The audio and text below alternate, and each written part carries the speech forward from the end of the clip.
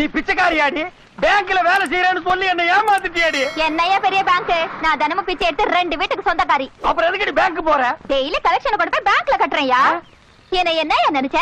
5-6 பேர் என்ன காதலிச்சிருக்கானுங்க. யாரு இவனுங்களா? அட பிச்சைக்காரனா இருந்தா பரவாயில்லையே, வேலை வெட்டி இல்லாதவனும் படிக்காதவனுமா தானே என்ன விரும்புறான். நீங்க மட்டும் பரீட்சை எழுதி அதிக மார்க் வாங்கிட்டா இந்த வேலைக்கு வந்தீங்களாக்கும். அதனாலதான் எனக்கு இந்த வேலையை ஈஸியா வாங்கி தரேன்னு சொன்னியாக்கும். உங்களுக்கு எந்த வேலை வேணாலும் வாங்கி தரேன். ஐஏஎஸ் ஆபீஸ்ல இருந்து ஐஜி ஆபீஸ் வரைக்கும் எனக்கு எல்லாரையும் தெரியுங்க. ஆமா, பின்ன அவங்க உன்னை தாண்டி தானே போயாங்க. இதுல இருக்கிற வருமானம் வேற எதுலங்க இருக்கு?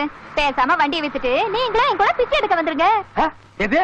நம்ம 2 பேருக்கும் கல்யாணம் ஆகி நீங்க கபாலீஸ்வரர் கோயில எடுத்துக்கங்க, நான் முனீஸ்வரர் கோயில எடுத்துக்கிறேன். அது என்ன குத்தை காடி விடுறாங்க எடுத்துக்கிறதுக்கு? முன்னால டப்பா வச்சுட்டு உட்கார வேண்டியதானடி.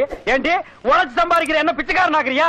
நீங்க ஒண்ணும் கவலைப்படாதீங்க. எங்க அப்பா கிட்ட சொல்லி நேபாள்ல இருந்து உங்களுக்கு வரதட்சணையா ஒரு திருவாடு கொடுக்க சொல்றேன்.